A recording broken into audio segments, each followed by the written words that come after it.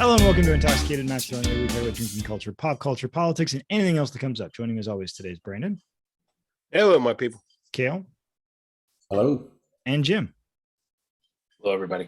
We've decided to resurrect Brandon. We did eat him, but he was able to easily be put back together. So that was good. Ironically, that's my power.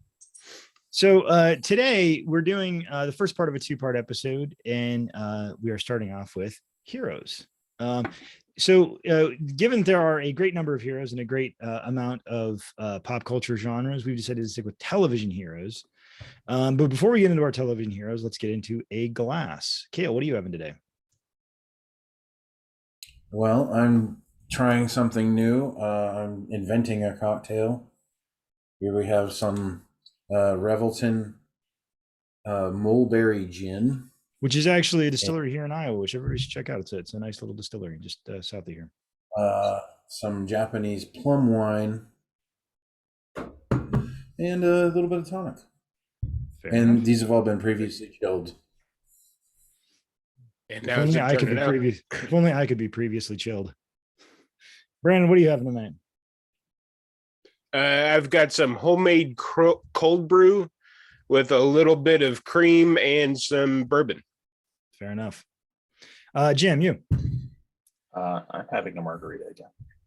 Because it's warm. I am having... I can never keep straight exactly what days go up. Either you have just seen my Cosmopolitan video, or that is just coming up this week, one or the other. And I decided to go with another pink drink. So in this case, this is just a passion fruit daiquiri, because passion fruit is like the most underrated fruit. It's delicious, and you should try it. So we've previously done top 10. So we might kind of come out with a top 10 towards the end. We'll see. We're going to start off talking about our favorite heroes on television, and we're just going to kind of discuss, because that's what we typically do during our top 10s anyway. And I think that, we'll try out just talking about them instead of making specific lists for ourselves. And because I'm emceeing, I'm going to start off with the one that I want to talk about first. And that is a little show you might have heard of called Star Trek. I'm a huge fan of Star Trek, which if you watched the channel in the past is not a huge shock. And so I'm going to I try not to introduce too many heroes from any one series, because I think, if I introduce all the characters I like from Star Trek, we'd be here for a long time. Instead, I'm going to introduce your captains. They are, in my opinion, the three best captains in the Star Trek universe, and this may be controversial. Number one is Benjamin Sisko, because Avery Brooks in DS9 is fantastic, just like everybody in that cast is fantastic. The second captain, given his new series, I've not been as big a fan of, but Jean-Luc Picard is, probably most people's favorite captain, unless you're insane. And the underrated captain, and that is Captain Jonathan Archer, played by Scott Bakula. Because I think that show's great, and it didn't get nearly enough eyeballs on it, and it was a big shame. It was a really, really great show. I don't know. What do you guys think of the Star Treks and the heroes in Star Trek? Well, I'm mostly familiar with DS9, but when did he get promoted? I don't remember him being a captain. I don't remember what season it was. I think it was sometime mid run. Because he started off as lieutenant, as a commander when he first took over Deep Space Nine. He got from I don't remember what year it was, but it was sometime, I think mid series or something like that. I can look it up. You guys should really try this drink sometime. It would probably be better with one large piece of ice rather than pre-chilling, but. So Brandon, what did you were a Sisko fan too as well, right? Yeah, I like Sisko quite a bit, and I like Picard too. I've never seen Bakula. I mean, I've seen Bakula. I've just never seen Scott Bakula as a Star Trek character. What are your guys? If you guys had to go favorite captain, which ones would you go with? Kirk. That's insane. Picard kills Kirk every day of the week and 3 times on Sunday. So I really like Picard. I just grew up on Star Trek reruns. Brandon?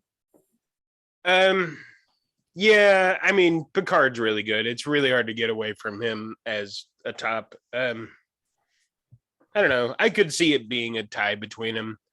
I think Picard got to do a little bit more, or at least Patrick Stewart got to do a little bit more. I think the one limiting thing for Avery Brooks was he was kind of, since he had to play a diplomat and all kinds of things in the show, his ability to kind of cut loose or reasons why he could cut loose were a little bit not as explored as they did with Picard. But by the way, Cisco, the only one to punch Q in the face, which, that's important. He punched Q in the face. Captain Cisco was good too. I will agree that I think that Brandon and Mike think that DS9 is probably the most interesting series of all the Star Trek series.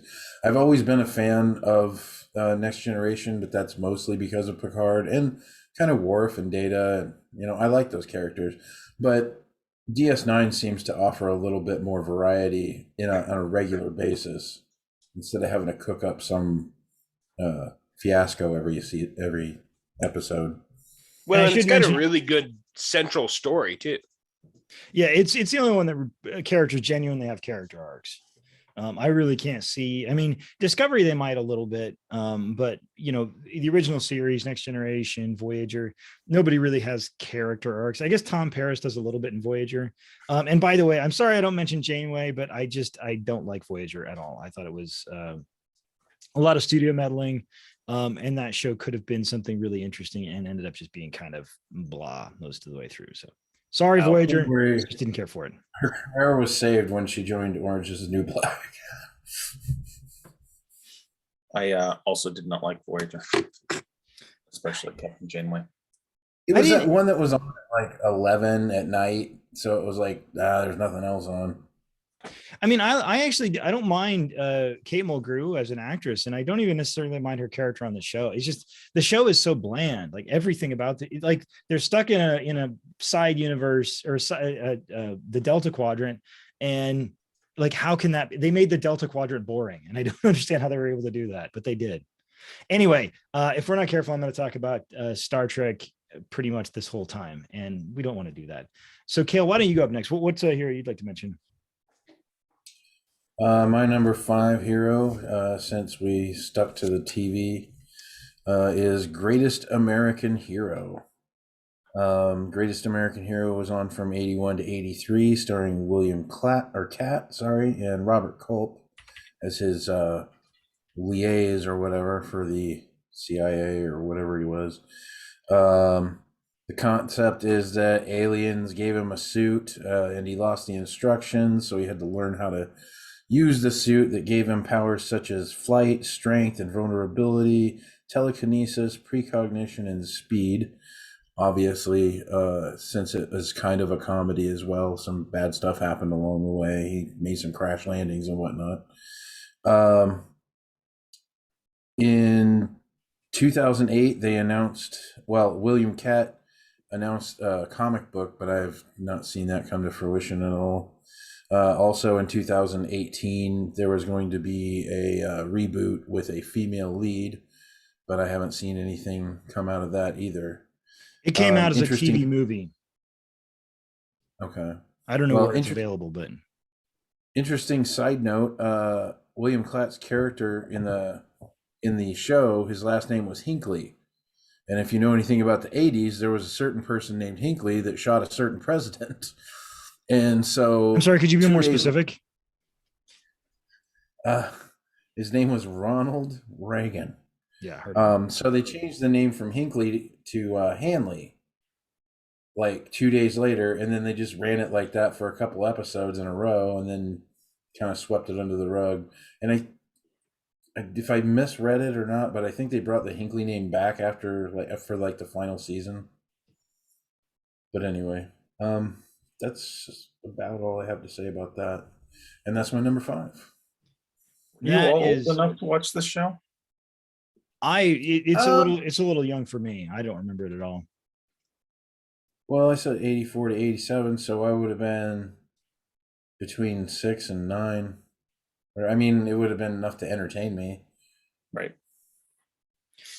So this show was created by Stephen Cannell. I'm not sure exactly.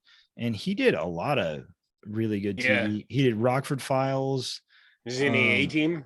A-Team, 21 Jump Street, The Hat Squad.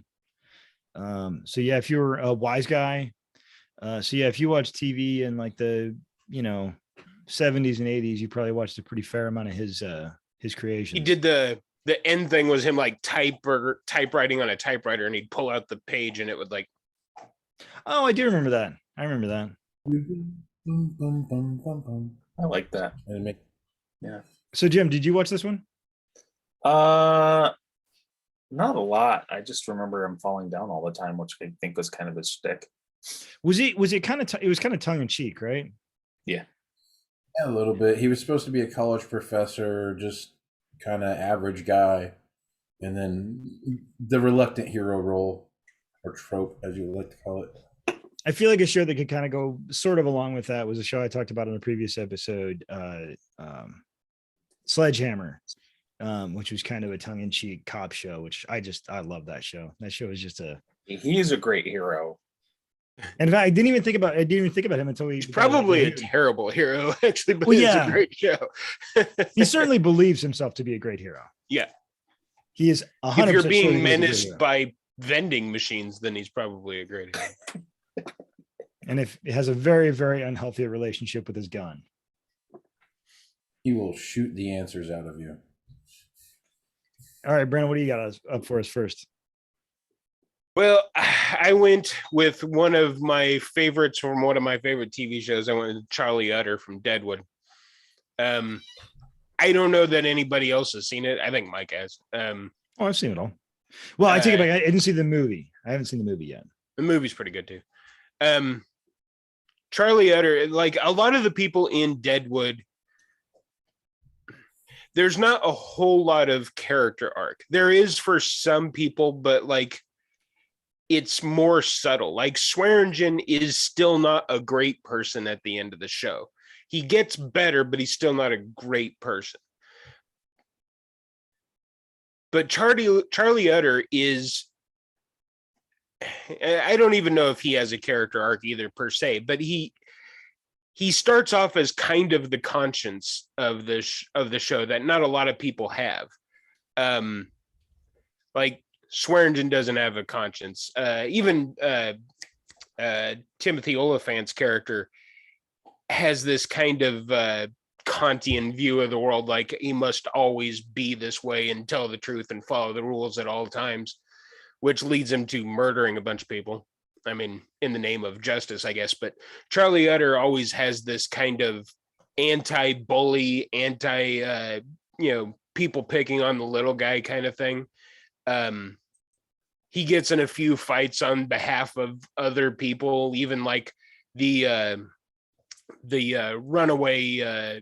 There's a black man in the show that he's not a runaway slave, but they just decide to blame him for a death or a shooting or something, and they're going to tar and feather him, and Charlie comes to his rescue. And this all takes place, in the 1800s, when that would have been a hard thing for one person out in the middle of the wastelands to do on his own. But Charlie's got this very defined sense of right and wrong, and anybody that crosses that and decides that because of their power or money or status, they're just going to start picking on, anybody they want and throwing their weight around.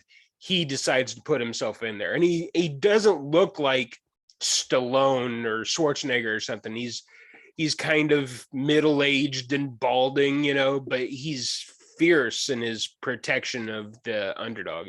He's one of the best parts of the show. I think his contemporaries would probably describe him as solid. Yeah, I think that's right.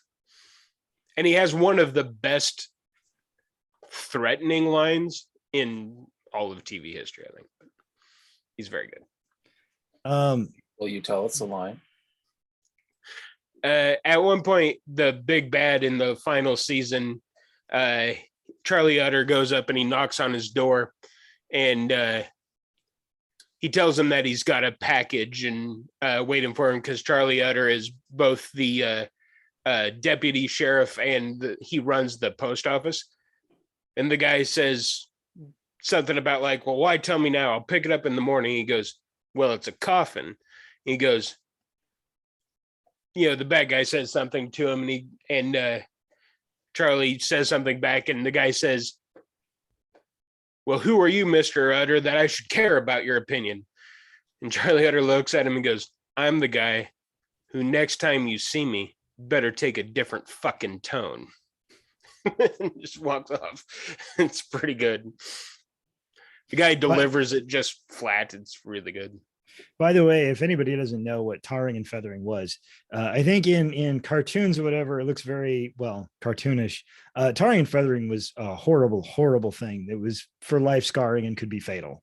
It was terrible, most terrible likely fatal. They actually show there's a show called Carnival, which doesn't really have any heroes exactly. I guess Nick Stahl's kind of the hero, but they actually show like what a guy looks like after he's tarred and feathered, and it's not pretty. Yeah. Jim, let's move on to you. What hero would you like to talk about? Well, since you did the captains, I feel like I got to do the doctors. Doctor Who. I've heard of it. I've heard of that show. Right? It's been around for a couple of years at least. I don't love all the doctors, just like you don't love all the captains. But always an interesting character. I've been happily rewatching some of the really old stuff that Iowa Public Television plays on Saturday night, even though it has the special effects quality of a high school musical production. Sometimes less. Sometimes less. They make a lot of spaceships out of milk jugs in the ones in the 70s. But Fourth Doctor is my favorite, Tom Baker. I have liked quite a bit of the new stuff. I will be honest, I haven't watched for a few years. Got a little bit burnout. It seemed like they were kind of doing the same storylines. But Doctor Who. I think it's interesting. I think for a lot of people, your favorite Doctor is the first one you got into watching. And so I'm one of the weird ones. The one I started watching was John Pertwee, which is the third one. And he's like this weird dandy with like the big cuffs, and like he's got the little Model A car that like can drive 100 miles an hour or something. And like he's stuck on, the funny is he's stuck on Earth a lot of his time on the show. But he's just very, very goofy and very like over the top, foppish, British, dandy sort of thing. He's a very strange character. Although Tennant's probably, I don't know, consensus choice these days. I mean, he's actually my number 3 is David Tennant. I'll talk more about him later if you want, or if we're just doing discussion, I guess I could talk about it. Yeah, we're not doing just talk about it now. I think David Tennant, I think he's probably got a lot of the same characters as Charlie Utter, though. His constantly sticking up for the little guy and the powerless and the people that can't defend themselves. I think he's a lot of fun, and he can do serious when he has to, and his goofy moments don't feel forced either. I think that's largely on Tennant as an actor. I may talk a little bit about David Tennant next week. I like all of them, but I think 3 is just the one that I started watching and I love him. And I mean, 2 is a lot of fun too. Although unfortunately for the second Doctor, a lot of his episodes have been lost. I think about half of his episodes are just gone because the BBC had a practice of just recording over old cassettes. And so they had these original Doctor Who tapes, which now would probably go for God knows how much. And they just, recorded some shitty game show over top of them or something. Yeah, I kind of like the second Doctor. He's crankier than most of them. Well, the first one's super cranky. The second one is fairly cranky. The third one is still somewhat cranky. And then Baker's just kind of a goofball. And then they kind of change from there on out. I don't care. Do you have a favorite Doctor? Me? Yeah, you. No, the other Kale in the podcast that we're doing right now. I didn't hear. I'm sorry. I would say Tennant probably. That's the one I really watched the most of. So, and I've seen a little bit of the newer guy. I mean, he's not new anymore. But the gray-haired guy kind of looks like a professor. Peter Capaldi. Capaldi, yeah. Was Matt Smith the one that came after Tennant? Yeah. Yeah, Matt Smith. Matt Smith, I think, is kind of an interesting position because I felt like I think they need to go different on the Doctors and kind of to show they're different. So like after Matt Smith, they went with Capaldi. After Capaldi, they went with Jodie Whittaker. But from Tennant, they went to Matt Smith, and I felt like Matt Smith was kind of doing David Tennant light, which is nothing. I think Matt Smith is a perfectly good actor. He's, certainly had a good career after that, but I don't feel like his Doctor was ever really differentiated enough from David Tennant's. I think that's kind of a shame. So I will disagree a little bit. I felt like David Tennant was just a little bit too harsh, and I liked Matt Smith, probably partially because Tom Baker is my ideal Doctor Who, and Matt Smith is a little bit goofier. Yeah, that makes sense. Does anybody have any other thoughts on The Good Doctor? Do you guys ever watch on YouTube H Bomber Guy? Once in a while. He has this big episode. It's about Jekyll and Mr. Hyde, but it's the guy that wrote that show. It's a British show. The guy that wrote that show is Stephen Moffat, who did a lot of the Tennant through Matt Smith run, and the problems of that. And the reason that the show got a little heavy-handed is a lot to do with Moffat. And well, they started off with Davey. Who is it? Russell Davies? Yeah. And I thought, because Christopher Eccleston's season, I thought was great. It's crazy we only got one season with Christopher Eccleston. It's also crazy they did a 2 Doctors episode with Smith and Tennant and didn't bring Eccleston back. I thought that was kind of, borderline insult, maybe not even borderline insulting, maybe just insulting. Maybe he didn't want to come back. No, that wasn't the case. He was not invited. At least that's my understanding of all of it. He was not invited, which is very strange. I almost wonder if there's a thing where Moffat was trying to separate himself from Davies in kind of a weird way. I don't want to speak for people the way I don't know what they're going to say, but it was very odd. It's very odd.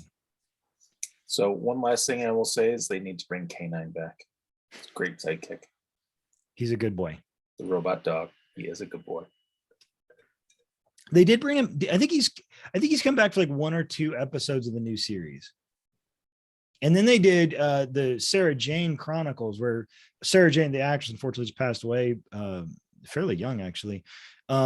He was on her show, which I think lasted for like maybe 2 or 3 series, to use the British terminology. Yeah. And then, by the way, there's also, what was the other spinoff that was Captain Jack Harkness's Torchwood. Torchwood. Yeah, Torchwood. Torchwood is weird because each season is completely different from the other seasons. Like, has a different feel and everything. And it's uniquely different than the Doctor too. It's pretty good. It's almost kind of dark sometimes, especially the last season, quite dark. Yeah. Anyway, so I'm going to go on my next one, and I think, let's talk about this. This is going to be kind of controversial and not surprising given my background. And not surprising given that we're talking about heroes, that I would mention the heroes from Heroes, specifically Peter Petrelli and Hero probably being my 2 favorites off of that show. I thought Milo Ventimiglia and the actor who played Hero, his name was in my head 5 seconds ago, and now it's just gone. But I thought they were both really good. And I think that first season is just so good. And then the writer strike happened in season 2. And season 2, there's supposed to be this big fight between Sylar, who's the villain, and Peter Petrelli, because Peter Petrelli has been sort of gaining power throughout the first season and into the second season. And they literally close the doors. Like, they're in this office and they like close the doors, and then the fight happens and you don't see the fight. It was like the most, pardon my French, most dick tease like thing I've ever seen in television. It's like, we've been waiting 2 seasons to see Peter and Sylar fight each other, and they're like, and they fought over there where the camera couldn't see. And it's like, you suck. But if you can separate out that first season, I think it's a really, really good season of television.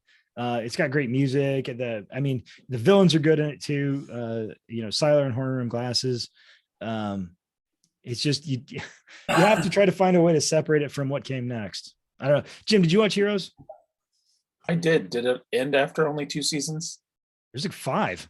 Was there 5? Well, okay. So I think there was 4 regular seasons, and then they did another season like a couple of years ago that was like a return to, that I made it about 2 or 3 episodes into before I just couldn't take it anymore. Gotcha. So I think I watched probably all of the first season and some of the second season, and then I don't know what happened. I stopped watching. So I really loved the first season, but maybe I need to go back and watch season 3.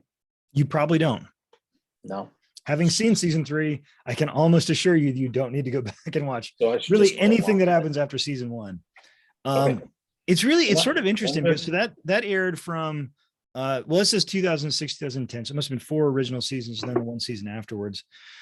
So that's like, that's pre Iron Man. And I feel like they really showed in that first season, like how you can do heroes well in narrative television. And now we've just got heroes everywhere in narrative television. So heroes is kind of like, I mean, not Greatest American Hero, obviously came first. But really kind of paved the way for some of the superhero stuff we're watching now. Brandon, you and I watched it together for that first season, didn't we? That first season, yeah.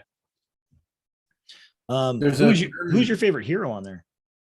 Boy, I honestly don't remember the show all that much. I remember the cheerleader. I remember the I did it part. I kind of forgot about everything else. Masioka. Kale, go ahead. What do you remember from it? Oh, from Heroes? I never really watched Heroes. I was just going to say, since you're talking about how it spread through the media, I have seen there is a German film called Freaks, and that's about people getting superpowers. So, I mean, it's international. Just a set. There's also a British show called Misfits, which was kind of like Heroes, but for, people from the wrong set of tracks, which was there's another British one called Sense8, which a bunch of people getting powers in there too. But I think in that group of shows, Heroes was the first one, at least the first one I can remember anyway. Sense8, the people, they find out who has powers and then they monitor them to make sure they can't use their powers for anything without their control. Yeah. Was Sense8 Netflix? Yeah. Yeah, I think so. Yeah. All right. Yeah, I like Heroes a lot. Kale, what is the next one you want to talk about? My number 4, delving away from the superhero genre, is Stringfellow Hawk. And I know that he's not like a super badass guy that fights crime or whatever. And he actually has some people helping him along the way, and a badass Bell 222 called Airwolf that makes a screaming sound when it comes at you with giant machine guns and rocket launchers. The reason that he's in it, this is 84 to 87. The reason that he was in it was because his brother was MIA in Vietnam, and so he only agreed to be their test pilot / permanent pilot unless they helped him find his brother. So then he ended up working up for a place called The Firm, and then you may remember Ernest Borgnine was his co-pilot. His Rio, maybe? I don't know. And by the way, if you want to laugh, Google what is Ernest Borgnine's advice for long and prosperous life, and it's a arguably very good advice. Is it fatback and bourbon? It is not. Seems like it should be. Anyway, Stringfellow Hawk, obviously played by Jan Michael Vincent. He's been in some other things.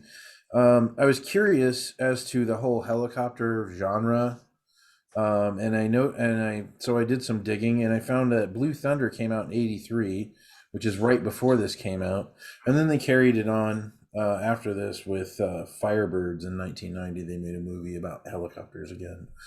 And a big shout out to Sylvester LeVay, because he did the music for an unforgettable theme song. Anyway, he apparently, because I looked him up, he did a bunch of music for other stuff that we know as well. So have fun looking that up on Wikipedia. You can find it. Sylvester LeVay. So I loved Airwolf. And of the shows that were kind of on then that a lot of the kids in the bus loved, that I just didn't, like the A-Team and Knight Rider. Like I thought Airwolf was awesome. I love. I know I watched Airwolf, but I don't remember anything about I it. was gonna say, All I don't I think I've knew ever seen it was Sky Knight Rider. Right. And I just love that it looked like a regular helicopter, and then like the guns popped out and the rocket launcher came out of the bottom. We've really started realizing that our childhoods were very militarized. Like there were just guns all over our childhood. It does say that it's child's hood. They actually say military in the description of the show, even though he's not specifically a military op. Like in the beginning, like when they get a mission or whatever, and then you see him go into the hangar where the helicopter is, and they got all these computers with lights and beeps and boops and buzzes and whatever, and then they get in the helicopter and they fire it up, and and then they come up out of a mountain that kind of looks like the Devil's Tower from Close Encounters, and that's where their secret base is. And then they go. Yeah, I don't think I ever saw it. I saw the opening. I don't think I ever saw an episode. So just as a quick tip, or if you like Airwolf, apparently Shout Factory, which is a company that will grab like old movies and buy the rights so they can refurbish them or whatever, has a refurbished version of Airwolf the movie, which is the movie they did. I want to say it was the beginning or the end. It was apparently the TV movie that they did that was like the pilot to Airwolf, is available on Shout Factory. So you can get that on Blu-ray refurbished. And apparently you can get the full series on Blu-ray as well, which is for that era of show, unless it was a really big hit, most of those shows aren't available on Blu-ray. So sounds like the new Anchor Bay. Yeah. Well, and there's a few companies that do that. I got a movie recently kind of like that. Yeah, it's one of the few reasons why, like, I'm not a big fan of physical media anymore, but there is sometimes a reason to buy physical media because some of those movies you like, the versions that you like, aren't necessarily going to be available forever. So sometimes physical media is a good thing. Like Blade Runner. Yeah, Blade Runner. Although I don't know, I wonder if you can get the original version anymore. I think you can, but it's a lot harder to find. Certainly not on Blu-ray, I wouldn't think. And for sure not streaming. Brandon, what's the next hero you'd like to talk about? Well, I'm going into cartoon land for this one. Vash the Stampede. Trigun is probably the second anime I ever watched, and Vash is so completely different than American heroes. It was kind of jarring. Like you were just talking about how militarized our childhood was. A-Team, Airwolf, G.I. Joe. Vash spends the entire, he's an expert marksman. Like he can hit anything, but he spends the entire series attempting to not really hurt anybody. He never kills anybody. He doesn't want to hurt anybody. He tries to get out of every situation he can, coming off as goofy and not taken seriously by people, so that he can kind of sneak in and save people and try and not actually hurt anybody, even the bad guys. And it's like this moral code that he has that just he won't change until at one point he is forced to do so. The main bad guy in the show, who is a bad guy throughout, though kind of like Thanos, you don't really see him in the first few episodes. You just kind of get this idea that there's this shadowy figure kind of controlling the background. He forces Vash into this moment where he has to kill this other bad guy to save his two friends. And no matter what he tries to think of, he can't get out of it. He has to do it. And the bad guy is, of course, hoping that this will shatter him, and it comes close. But the whole thing is just so completely different than what I experienced as a kid and as a teenager. This entire idea that you could make a hero who is specifically nonviolent as much as a hero could, because it all takes place on a different planet, but that different planet is Old West. So like that, it's kind of like pioneers on the planet. It's not like fully there isn't like cities or anything. They have the equivalent of horses and these little towns. So he's kind of forced to deal with gangsters that come over and take over the town, and like in a lot of Old West movies and all this, without trying to hurt anybody. It's unique. It's not unique in anime, but even by anime standard, it's pretty rare.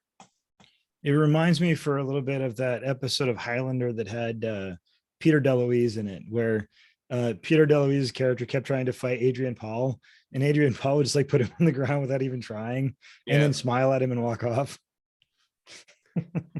Well, there's times where Vash does something really goofy and silly, and it looks like it's completely on accident, and it's only by the kind of the flashback of the bad guys realizing that he could have shot them all dead center, and yet he did something impossible with his gun and like shot the other bullet away or something, and he made it all look like an accident so they don't hopefully come after him or his friends or anything. It's really good. And who are his friends?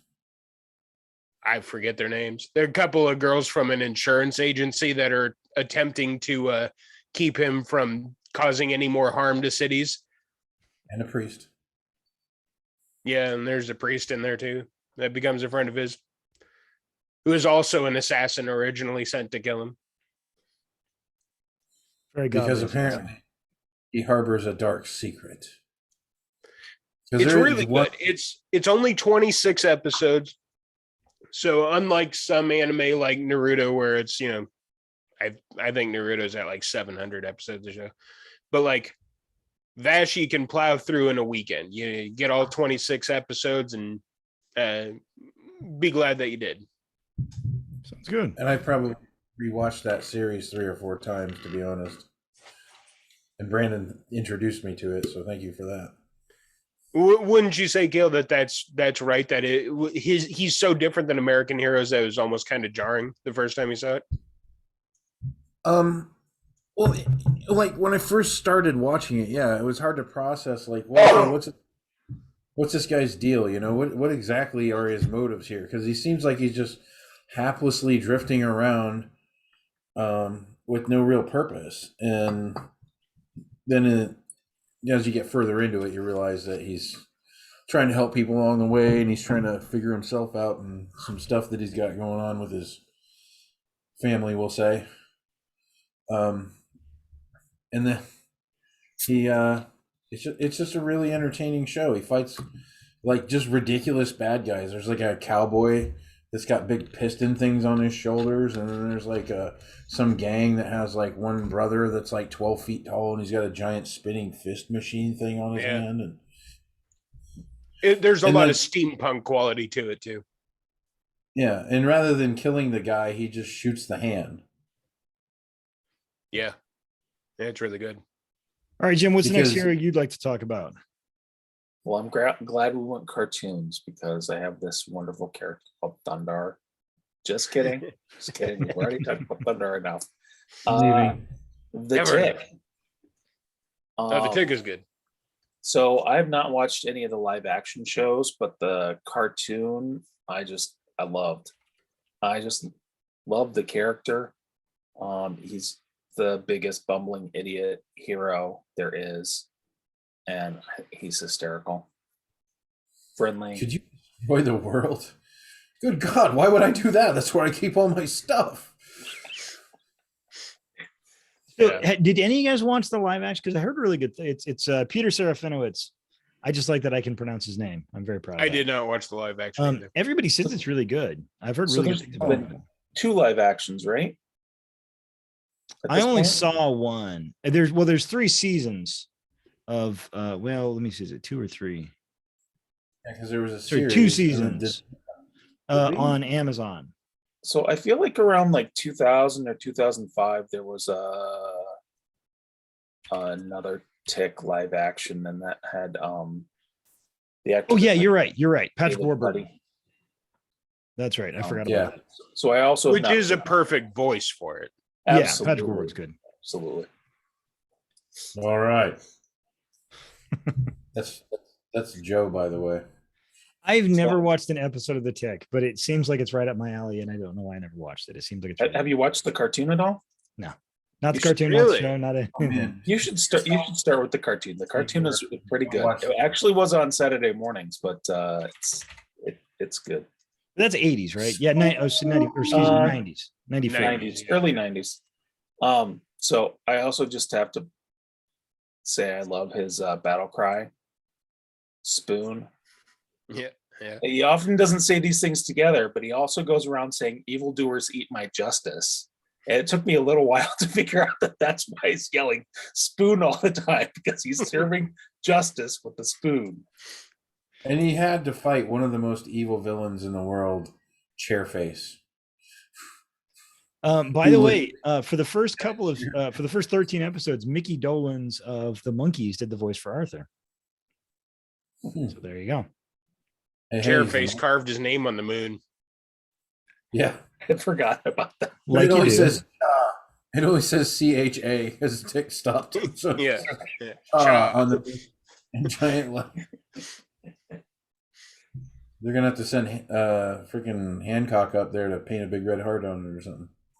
The Tick is definitely in that sort of genre of cartoons in the early 90s that were sort of like halfway between being for kids and halfway between being for grown-ups, where you got like your X-Men and Batman and Gargoyles and shows like that, where it's like it's still pretty kid oriented, but it's also a little more adult in a lot of ways. Yeah, I think it's kind of an interesting changeover. I think the next one I'm going to talk about is this is an off the wall one, but I loved it, and that's Legion. So Legion is a comic book character from the X-Men who is Charles Xavier's daughter with, is it Moira McTaggart? Yeah. Son, but yeah. Right? Right, but it's the child of Xavier and Moira McTaggart, right? Yeah. I think so. I can't remember if that's his mother. Anyway, so the show, it basically takes like a tiny little bit of the sort of little bit of truth of that. It doesn't really involve the other X-Men, at least not up till I've seen. I've not finished the show. The show can be challenging because it is very bizarre. It's a very, very bizarre show. I think the season finale for season 2 is one of the best superhero finales ever. Because Legion finally fights the Shadow King, which is just, and Legion is such a bizarre character. In the comic books, he's a character who has basically every superpower you can think of, but each superpower belongs to a different personality living in his head. So the Shadow King is one of his personalities, though, right? No, the Shadow King is a separate entity. The Shadow King's like, and I don't know. The Shadow King was in the X-Men cartoon. Yeah, Jim, do you know the history of the Shadow King very much? I didn't read a lot of X-Men comics. So the Shadow King was originally another powerful psychic that fought with Professor X, and I think as a result of one of his battles with Professor X, he wasn't able to return to his body, and he died, but his psychic energy lived on, and so he keeps on like turning up, possessing other people. Anyway, he's cast perfectly in Legion. Yes, and the Egyptian guy is really good. Yeah, have you seen? I didn't know you'd seen it, Brandon. I've seen. I like you. I don't think I actually finished it, but I've seen at least 7 or 8 episodes. It's a really, really remarkable little show. It has a very 70s vibe. It has a great cast. It has dance numbers, just sometimes.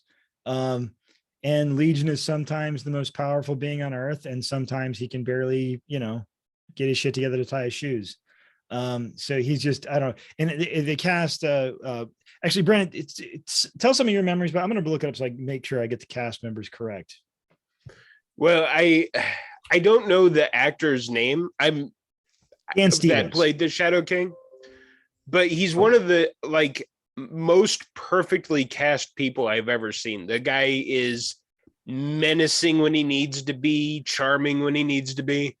His name is, and there's something about Negaban. Navid Negaban is the guy that played Amal Farouk. He's got this very cultured accent that somehow adds to the menace. I don't know. it's pretty good. He does a very good job going from we shouldn't be talking about him too much because we can talk about him and villains, but yeah, he does a very good job going from sort of conversational to incredibly sinister without changing anything. But Legion's great because it's like, you know, you get this impression that he is trying to be good and trying to do the right thing, but that he's just so messed up, and he's got this strange childhood, and he doesn't really know where he came from, all this other stuff. And it's a very, very entertaining show, but you kind of have to be on board for it. It's not like something you just put on and kind of sit back and kind of veg out on. It's you have to work for it a little bit, but it's very, very good. He's a great hero on it too. So I would also put a plug in for it when people get done watching Moon Knight. I think it'll probably be a good follow-up superhero series about a superhero that has mental health challenges. It's like Moon Knight, except more so. Right. Because Moon Knight's only got 2 personalities, or well, maybe 3, but so it actually reminds me a lot more of some of the recent Moon Knight comic series where he's really not sure of what's real and what's not real. He's not even sure if Dracula's in the Avengers. Right. Yeah, no, I'm watching Moon Knight now. I like Legion better, but that's just me. But we're only 2 episodes. Because he started ranting about Dracula. No, you know all that stuff's fake, right? That's all photoshopped. I know, but it's funny. No, it is. It's hilarious. I like the way he like opens up his cape and these knives come out, and he says, "Random bullshit, go." Yeah. I tried to have that as my background for one of these episodes. I couldn't get it flipped around. Random bullshit. All right, Dracula, you big goddamn nerd. All right. Yeah, so try out Legion. Again, it is not an easy on, but it is definitely worth it, I think, if you get into it. Kale, what's the next one you want to talk about? Oh, we're on my number 3.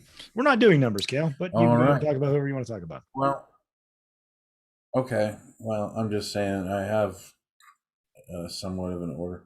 Macgyver. That'd be Angus Macgyver. That ran from 85. Wait, is his name really Angus, or did you just make that up?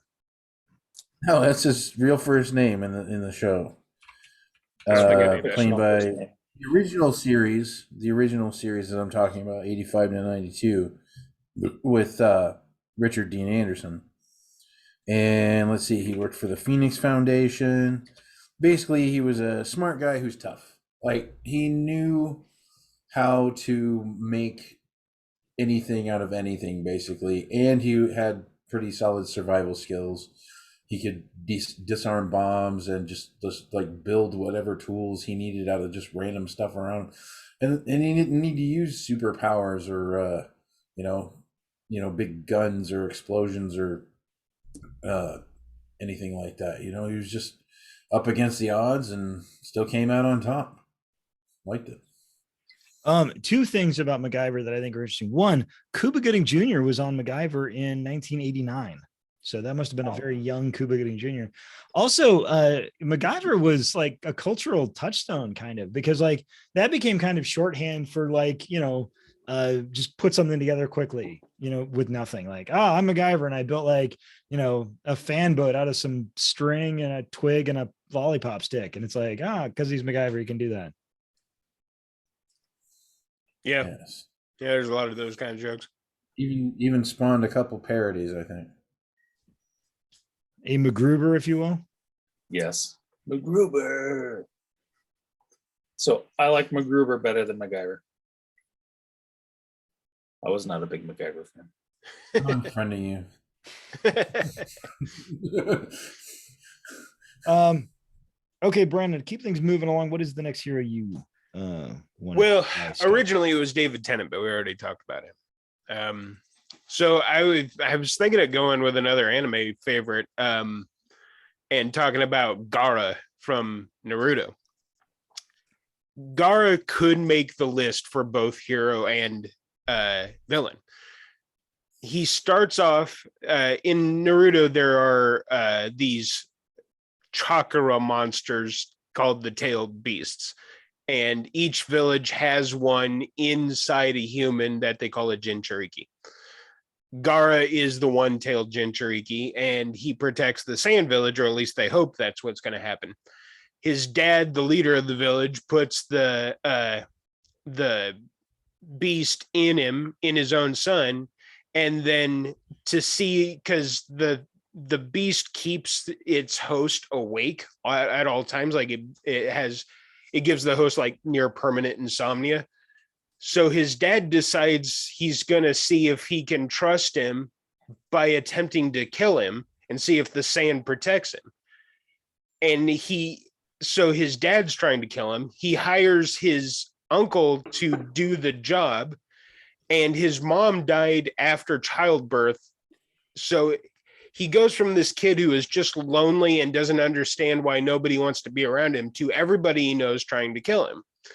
And he comes up with this decision that the only way I can function in this world, the only way I can do something for anybody is to do it solely for myself. And it turns him into this kind of psychopath that hurting people is just what he wants to do. Killing people is fine by him. And it's, as long as it makes him happy, it's love for him.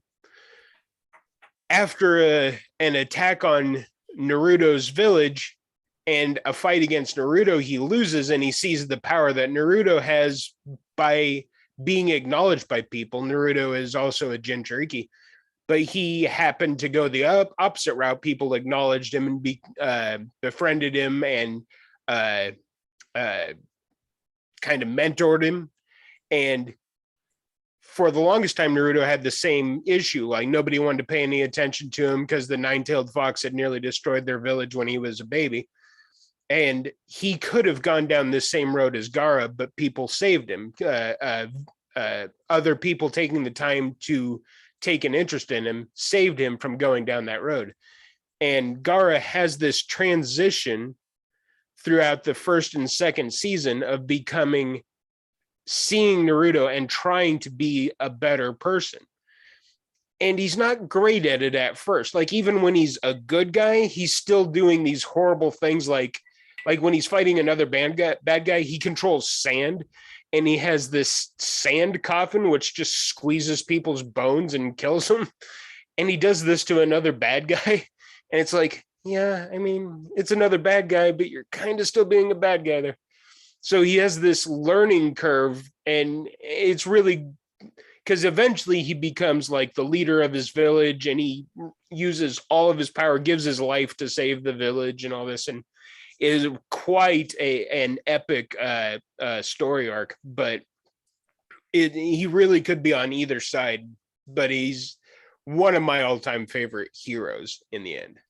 The way you said that, I pictured that as being like a cut to credits on like a sitcom. Be like, did you just squeeze the life out of that man? And he's like, no. I don't know how to do different. Oh, he's dead. I broke everything in him. All right, Jim. What's your? I think we're gonna go for one last one for you, and then we're gonna go around one last time. We'll do kind of a little bit of a lightning round to pick up a few that we haven't talked to. So yeah, what's the last one you want to talk about, in like main one you want to talk about, and then we'll come back to you one last time for lightning round. All right. I'd like to talk about Dolores from Westworld, played by Evan Rachel Wood. So in the show Westworld, a lot of the characters are, plug your ears if you don't want spoilers. They're robots in a theme park, and Evan Rachel Wood is a robot, although she doesn't know it. And she's a robot, but didn't know it. Exactly. And she's caught in a programming loop, and she finally breaks out of it. And the entire show is kind of her rediscovering herself, because she's done this several times before. So she's really a tragic character, especially in the first season. And I just, in general, I love the show. especially the first season, because you don't really know what's going on.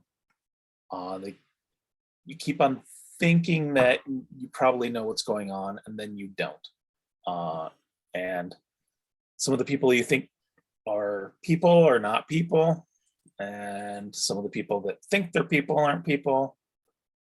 It's just I think it's a really engaging show. Tremendous cast. Ed Harris is in it. An excellent bad guy. Yeah. Well, Jim, all Man I can in say Black. is that doesn't look like anything to me. That's a good So Westworld, I really liked Westworld that first season. I like Evan Rachel. By the way, I just watched the documentary that she did on HBO Max, which is tough to watch at times, but it's about her relationship with Marilyn Manson and how turns out Marilyn Manson is exactly the type of person that people thought he was back in the 90s, which is to say a really, really bad guy who should probably be in prison. No, it's a good show. I sort of fell out a little bit after season 2. I really liked Tandy Newton's in that show too, right? She's the one who plays like the bar owner. I liked her character a lot in it. Ed Harris is great in it. I sort of fell off after season 2. I feel like I should get back in. Are they ending it or is it already over? I don't know. I think they're doing a 4th season, but I couldn't guarantee that. I did not like the 2nd season. I thought the 3rd season was better. But it's impossible to top the 1st season because there's so much that you don't know. There's so many revelations in the 1st season. I think one of the phrases people use to refer to shows like that is atmospheric. And it is a very atmospheric show. It has a very unique feel. It's very kind of stylish. I don't know. It's the first season I agree with you, and I love a lot. I didn't love the 2nd season a lot either, but I didn't try the 3rd, so maybe it picks back up there. Brandon, did you stop after season 1? Yeah, I did. I did give a couple episodes in season 2 a try. I just couldn't do it. It is one of those things that you were talking about the director's episode, though, that there isn't a whole lot of Westerns being made, but it really seems like when a Western gets made, they do pretty good. Yeah. Well, I think it's one of those things, like to get it greenlit, you have to have a really good script. Yeah. It's like, when Unforgiven comes out, there isn't any Westerns coming out. Then the Unforgiven drops and it's like, oh, that's like one of the greatest Westerns ever made just out of the blue. So yeah, Westworld's a good one. So I'm going to go through a couple of ones that I just like to mention quickly. Daredevil, and sort of a shorthand way to talk about the Netflix Marvel stuff. It was all really good. Well, not all. A lot of it was really good. Daredevil was really good. The first season of Jessica Jones is fantastic. One of the best seasons of television around. I thought Luke Cage is pretty good. I thought the villain was a little lacking, but I think Mike Coulter as Luke Cage is great. And yeah, it's great. Doom Patrol. I can't gush enough about Doom Patrol. I love Doom Patrol so much. It's like one of my favorite TV shows. And it's so weird because I never read the Doom Patrol comics. I have no idea about any of the stuff behind Doom Patrol, but that show is an absolute gem. That show can do absolutely no wrong for me. It has a perfect cast. It is amazing. I love Doom Patrol, and all the characters in it are great. And I couldn't pick one out because they all oddly they're so different that they don't work without each other, kind of, which I think makes sense somehow. Angela Abar from the Watchmen TV show. The Watchmen TV show was fantastic and is in a very lovely way, like 8 episodes and done. That's it. And it finishes up very well. It's great. And the last one to talk about just for a little bit, and it's one that I watched a lot. I know Brandon watched quite a bit too, and I watched with my wife, is Buffy the Vampire Slayer. I thought Sarah Michelle. She was my number one. Well, you can talk about it now too. Yeah, Buffy. She was way top of my list. That show is not perfect, and especially a lot of stuff we learned about Joss Whedon was not great on set, but the show was great. And Sarah Michelle Gellar was great. Yeah, she's great in it. She's one of those ones that also was constantly fighting for everybody else. And yet everybody else kept putting on her and trying to make her feel bad. And then towards the end, you find out that they didn't rescue her from hell. They rescued her from heaven. Spoiler alert. Just being friends with these people has just drained her entirely. And then third to the last penultimate episode, whichever one it was, they all kind of turn on her in the kitchen until like oh God, that one made me so mad. I had to go to bed, but I still watched it like a second time because that one made me so mad. But then like Spike comes in and like just yells at all of them and makes them feel like trash because they all are. I don't know. She is an excellent. She was definitely my first person I thought of. Excellent character, well played, very good hero. Yeah, and it's fun. It's fun. It's got quippy dialogue.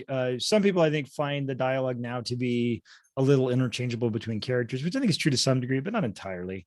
Yeah, she was really good in it. And we will definitely be talking about some of the characters from there next week, because I have some characters, some of the villains from that show are some of the best villains on television that have ever appeared on television. That being said, that's all of my honorable mentions. So Kale, what are some of the ones that you didn't get to talk about already that you would like to mention before we go? Well, you said Daredevil. And then from Agents of S.H.I.E.L.D., Phil Coulson. Phil Coulson. Not a superhero. He's an agent. And I know actually in the show, he kind of is a superhero now. He's got like a special arm and shit.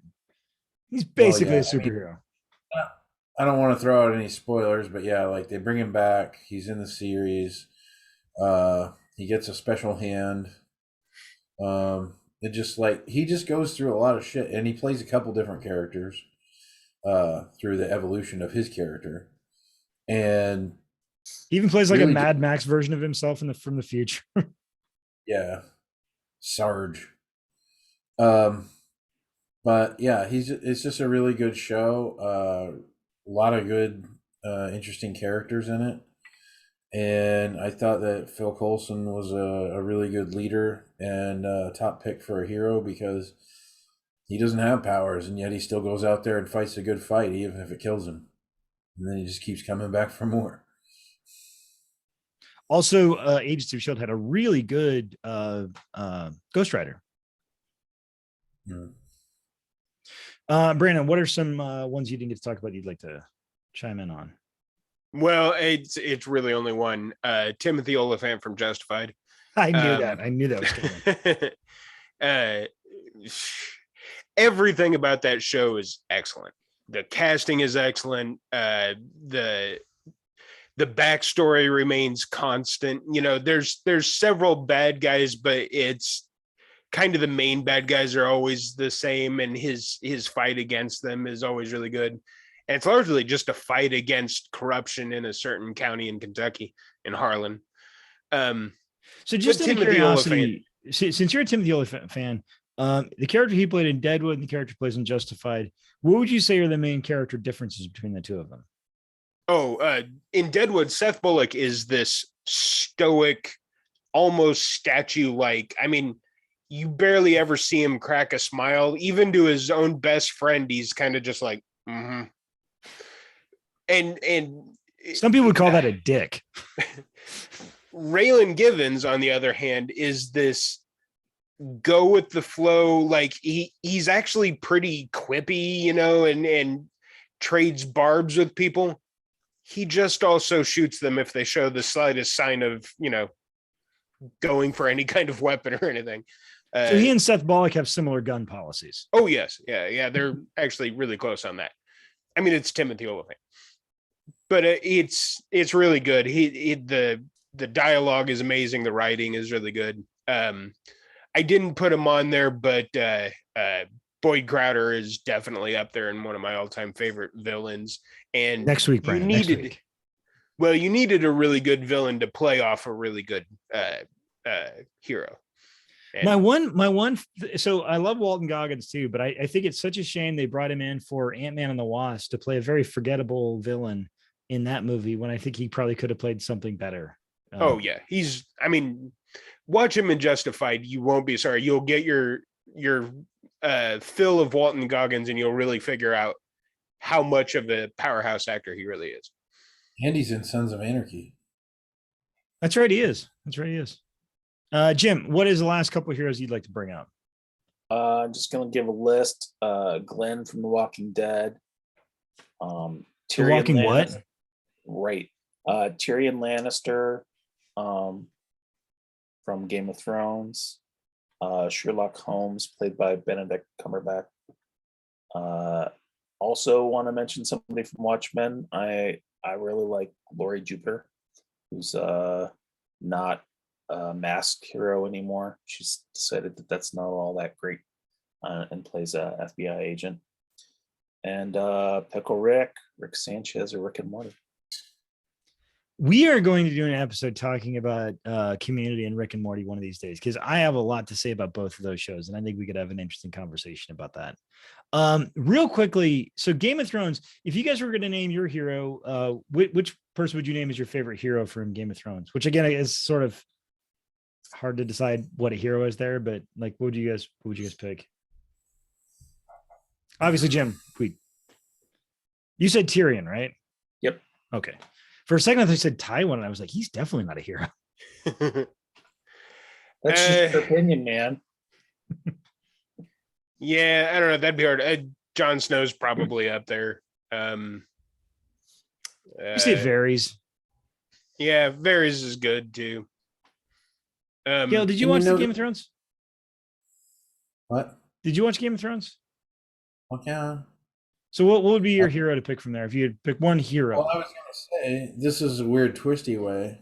I mean, naturally, I would pick Jon Snow, but there is something to be said about Jaime Lannister, because even though deep down, you know, he's incestual and gross and power hungry and whatever, like he goes out of his way to save the gal from the Sapphire Isle, the really tall lady.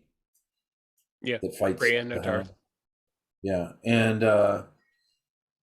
just like he doesn't, after he is initially a bad guy in the beginning, like you start to see that maybe he's not completely terrible.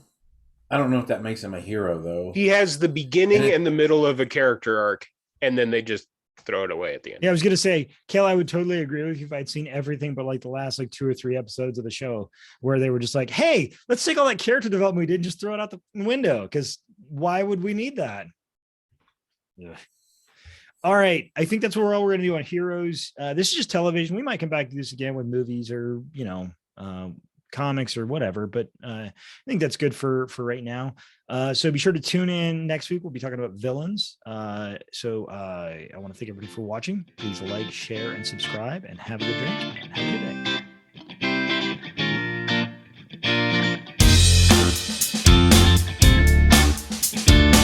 Am I a hero?